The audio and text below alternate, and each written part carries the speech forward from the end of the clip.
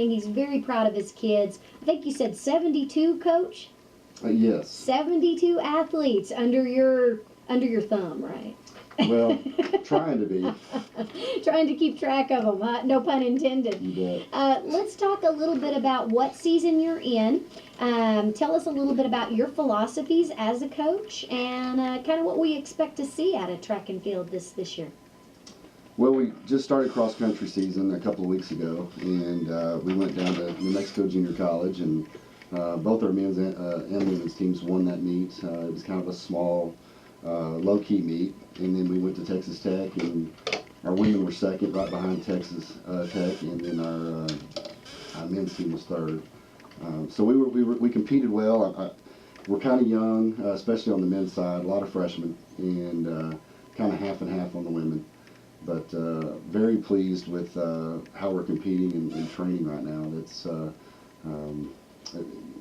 I've got some kids that have been real special and that we've got, and some that have been real surprising that have been better than what they showed coming out of high school. That I'm really happy about. Well, I'll tell you what, people that are in the university scene, they got 4 years to train and grow these athletes. When you're talking a junior college, every other year you're looking at a new crop of kids. You've got 2 years to nurture these abilities. So with a huge influx of freshmen, it's almost like it's kind of like starting over every year. But you do still have some good kids and some good talent, not just at the second level, the sophomore level, but with the freshmen as well. Tell us how cross-country season goes, first of all. How many meets are we talking about with cross-country, and what do we have slated for the near future? Well, we'll have about 6 meets in that neighborhood, and then we'll have the national meet, which will be in South Carolina, and then we'll come back and go the next week to the half marathon in Kansas, which the half marathons kind of score like cross country, except you have a 5-man team or 5-girl team instead of 7, where 3 score instead of 5, and the lowest score wins that as well. And we've been fairly successful. Our men's team has won 3 titles there, and everybody runs a half marathon, so everybody runs 13.1 miles, and at the end you add it up and see who has the lowest score. Well, I'll tell you what, when you get to hang another one of those banners in the dome, that's pretty exciting. Some championship banners up there, and certainly we've had a good, strong showing for years at South Plains College in cross country and in track and field. Now, you've got a lot of kids that compete. Do you have I would guess, since there's so many more actual events in track and field, that you would have more kids going, involved in that. But give us some comparisons between your cross country season and your track and field season. Well, track is, I don't know, it's kind of a whole different beast, if you will, than cross country. Cross country is definitely a smaller group. You're talking 7, 8 guys. We have 6 girls. So it's a smaller group, and just the kids in general are kind of different in personalities, and your distance kids, to be able to go out and put the mileage in that they have to be a little different kind of kid. Track, you have multiple personalities, and we're a very diverse group. We have kids from all over the country as well as all over the world. So as we move on to track and field, you bring in the throwers, which are different, than the sprinters, which are different than the hurdlers and the multi-eventers, and and then you got the pole vaulters, who are all kind of like, your guys that go out and skateboard or surf. They're a little out there, a little crazy. So the track and field. You gotta be a little crazy to take a pole and think it's going to support your entire weight and throw you over another bar. I would agree. Yes. So it's a different kind of deal. It's you deal with a lot of different kind of personalities when you get to the track and field part of it. So these kids, your cross country kids, a little more even tempered, probably a little more.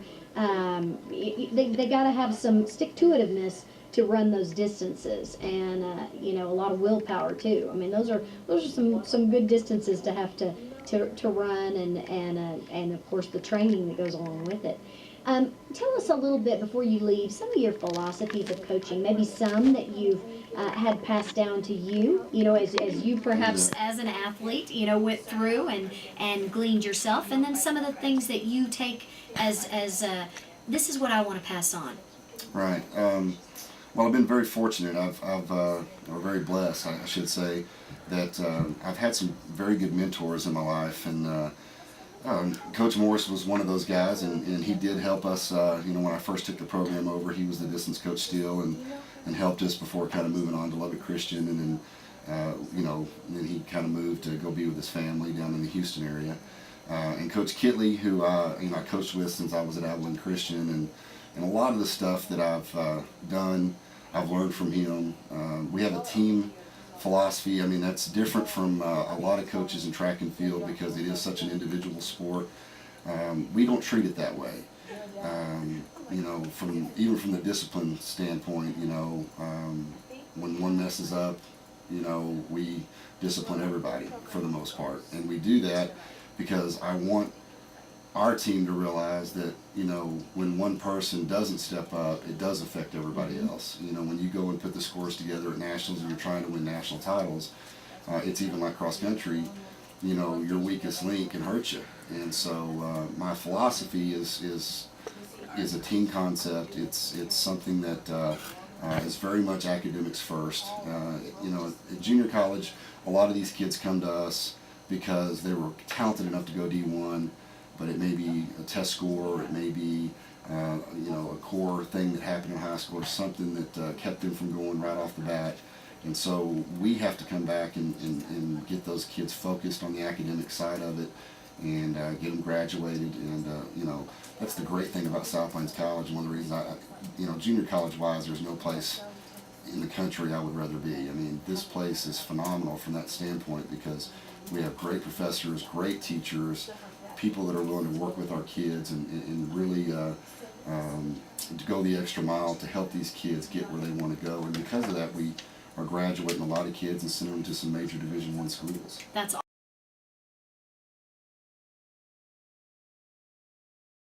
I was. The girls especially.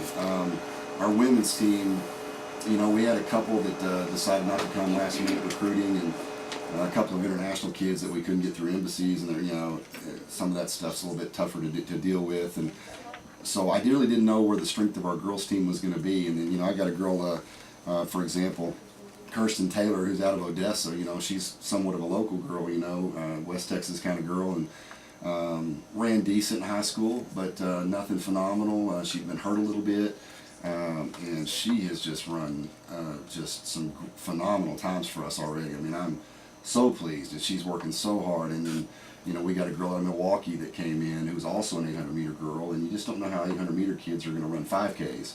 And she's done phenomenal. And I got a local girl here that's Leanne Cardona, who's from Leveline High School, and that girl has really worked hard. And so you're only as good kind of as your third, fourth, fifth, sixth runners. My top three have always been pretty good, and they still are. But we haven't had the bottom end to be able to win a national championship. We did a few years ago, but we've only won one cross-country title since I've been here in the women, and none in the men. And so that's something we've been really trying hard to overcome. And you're reaching hard for that one, aren't you? I am. I mean, it's I'm driven by that. It's one of those things that I want to leave here someday knowing that we were able to win every national title you can win here. And the women's half marathon and the men's cross country are the only two that we have not won since I've been here. And that's so those are something that I'm really trying to push our kids towards and recruit towards, and we've got a really good group of guys that I think has a chance to do that. And our girls team has been surprisingly has just done well. I mean, Texas Tech's ranked 5th, I think, in the country in Division I, and they did beat us fairly well, but we weren't that far behind when you compare us to them, and especially as good as their team is.